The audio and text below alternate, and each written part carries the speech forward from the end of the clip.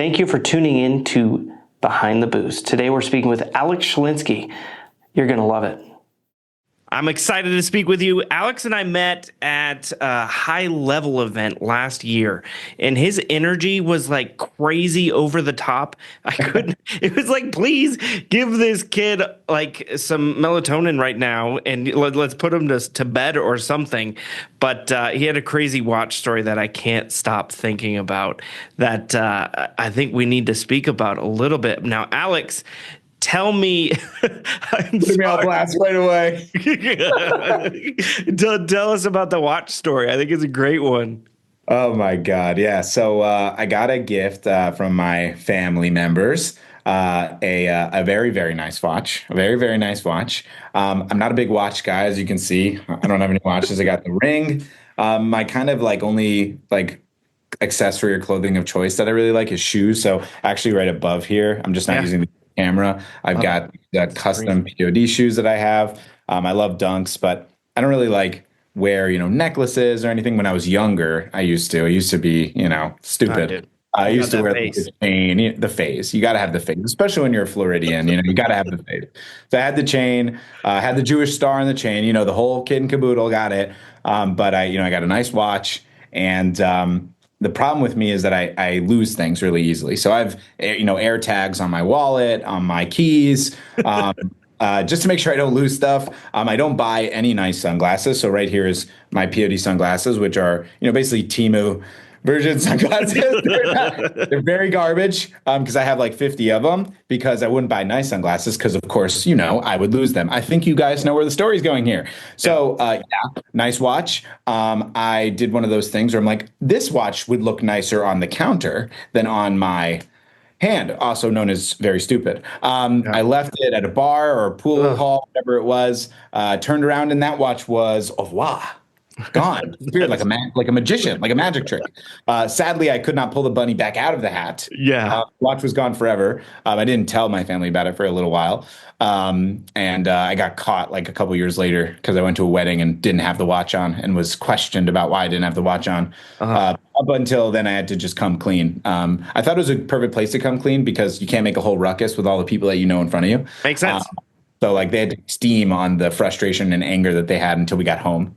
Fun watch story. I don't buy nice watches anymore. It's such a good story. I don't buy watches anymore. We're at the watches, guys. Myself and Cam were at this booth and we're talking about different ways to start an interaction with somebody. And we were talking about, well, if you know your watches very well, we can do this or that. And then Alex was there. He's like, yeah, I don't wear watches at all. But you're very well versed at starting that conversation when it comes to how to do a pitch, how to establish a connection, a conversation, and then, of course, going in for the kill. If I were to say, I'm a novice, Alex, get me started. You're at a conference, you're at a booth, or you're going to a booth, or you're trying to sell somebody something. What are your basics? What is the first thing you're teaching? Yeah, I mean, the three core tenets of selling to me is like authenticity, confidence, and transparency, right? I think oftentimes people need to portray themselves in like a different light or be someone that they're not in order to try to show up for a prospect. But oftentimes when you do that, the like contrived version of yourself, the fake version of yourself comes off clearly as inauthentic, which is a much bigger turnoff than someone authentically like stumbling through or transparently sharing like, hey, I'm kind of a beginner at this, so I might sound silly, or like making a self-deprecating comment about balding, right? Like something that humanizes you versus the exact opposite. There's kind of a positioning mantra in selling that's like you have to portray yourself as someone that's better than who you are.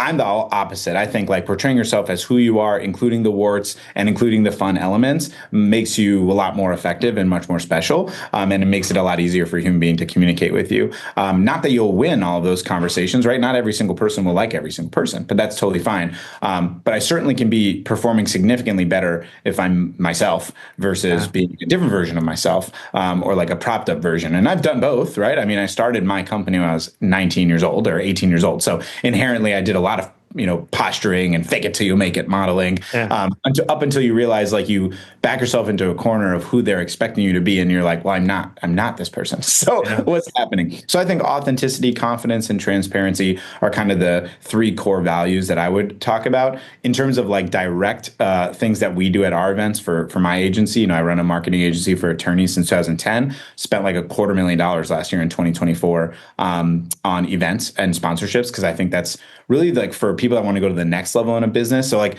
lot of the people I work with in my business Prospecting on Demand, our coaching company, and the event that you guys came to, those businesses are usually a bit smaller, more boutique. And I'm not throwing shade, like that's just the reality. It's like, around that 120 to $500,000 a year business, good, nice, sustainable business, but rarely like explosive growth. Nothing like old traditional media companies becoming digital media companies that are 10, 20, 30, 50, $100 million companies. Those are the ones though that are often at like these really big white collar events, like the big stem cell research events, the big orthodontic events, the big Yeah. marketing events for attorneys, which is the one I go to. And so I'm kind of the small fish. My company does like $5 to $10 million a year, which is a great company. Yeah. But it's a small fish in comparison to, a company that's been there for, 50 years. And they're, doing 150, $200 million a year. So the way to stand out and be different is I'm a big believer of Audacity marketing and audacious communication.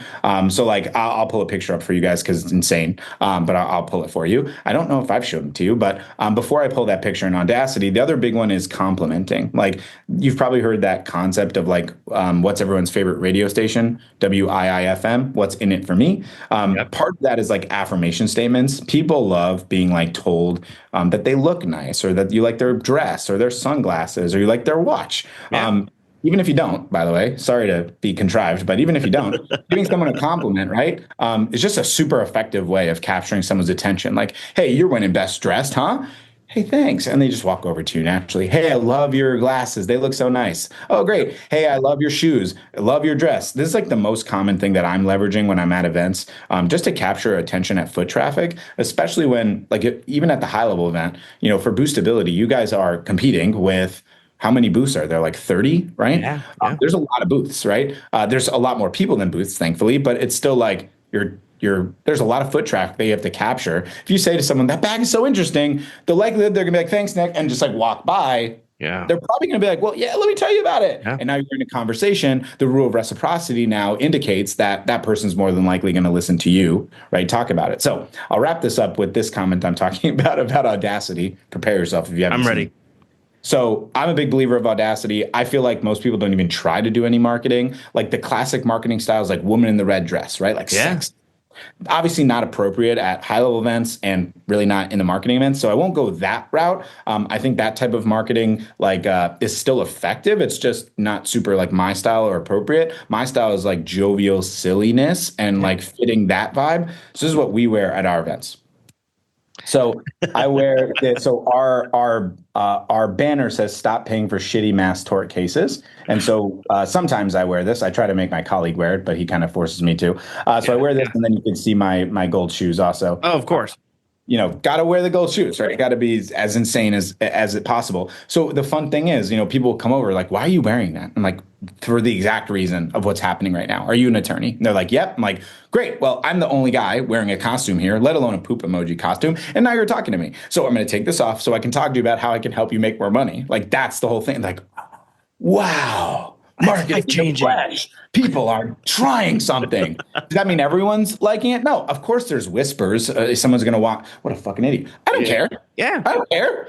I don't care. I don't need your approval. I'm not trying to get every single person at the event to be my client. I'm trying to get like 3, 5, 6 people to be my client. There's 500 people there. Someone's going to be interested by it. So If the rest don't like it, that's fine. So those are kind of some of my core tenets. I think it's so great, man. We had the opportunity of sponsoring your POD event, and tell us a little bit about that event, how you got started with it, what made you decide, we need to do this.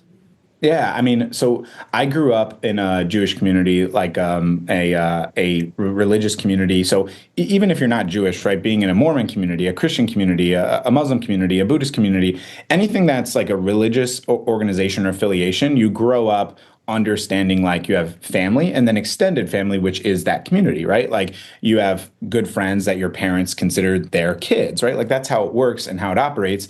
And I'm used to my whole life, basically from zero to, becoming an adult, right? 18, 19 years old and leaving my house to be part of a community on a weekly basis. And then you leave a community, you're on your own in college and you have to make your own community, which is hard. It's totally different, completely foreign to me. I didn't move at all from 0 to 18. So I had like a same niched community my whole life. And then moving from there to a non-religious community where I had to like meet a whole group of new people and didn't know anyone was wild. And then you inherently create a small community. But then I go into business and now I have to restart again. And the only Yeah. community I have is this laptop.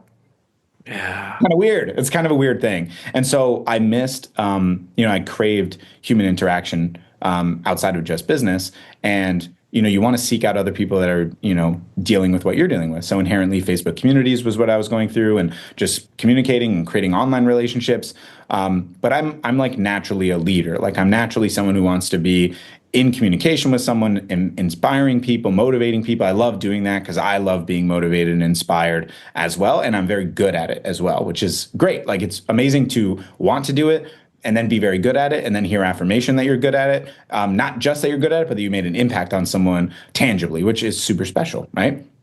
How many people get to say that someone named their kid after them? I had a client that named their kid after me. It's kind of crazy, right? So inherently the goal of creating POD was when I started running my agency after a few years, I bought into my first course, which was Entrepreneur Alliance with Dave Rogenmoser.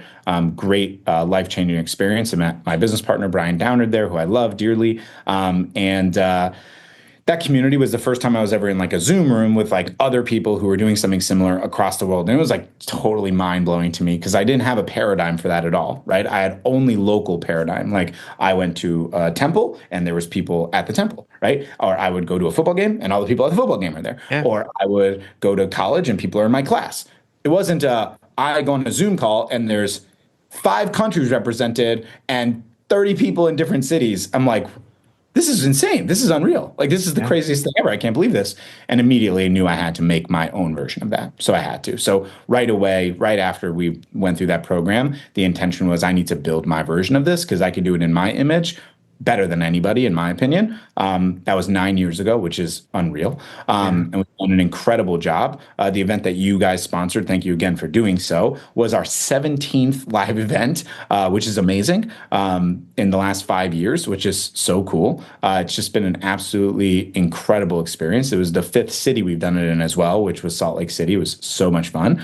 And yeah, I mean, those events are the most special thing to me. I wish there was a capable way to do it more. It's just exorbitant amount of effort to do. I actually have the Yeah. worksheet here, Summit to Success. It just takes so much work and effort to do, and I haven't figured out a great method of delegation to make it like 100% hands off, where I just show up. But inherently, that's like kind of the vision and mission of why I created this community, this coaching program, to have like an online community that can ultimately come together 2 to 3 times a year to impact one another and help each other grow. Because of course, the classic cliche, right? A rising tide lifts all boats. I love it, man. It's cool to see, and I mean the event that I went to, it was very well put together. The speakers, yourself and Sarge and others, knew what they were speaking about. They had the opportunity of saying, "No, I've literally done this. I've made this phone call. We can do this together." It's great. Yeah, I think it's important, to have both sides of the equation.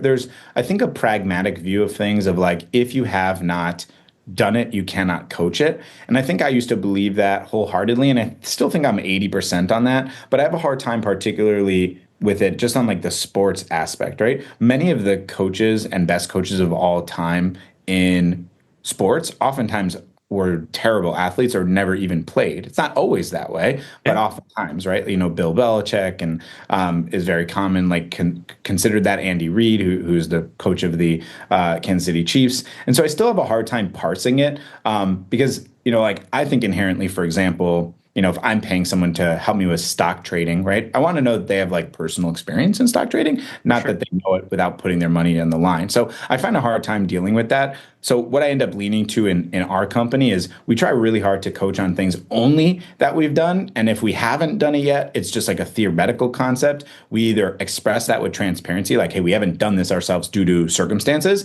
but that doesn't mean it won't work. Or we haven't done it ourselves, but through the coaching that we've given, all these people have done it and won. So like as an example, right now, we're doing a lot of coaching on this like AI employee thing for GHL. And Yeah. just simply due to like time availability that I have and like the companies that I'm running, POD and my marketing agency, I don't have time to implement the AI employee. But that doesn't mean that I don't feel comfortable on the theoretical concept of coaching how to run it. This is the same thing as any other offer, right? It's just some different nuances. And the people that are taking this coaching are going and making money, right? Does that mean that I don't have the right to share that insight, right? I still think I do. So it's always kind of this weird balance, but that's the goal. Like just transparency and authenticity is a big thing. Like here's what we're really, really good at. Here's what we're okay at. Here's what we don't have experience with, but other people have experience that have achieved it. This is what we recommend. That's kind of how we try to do the model.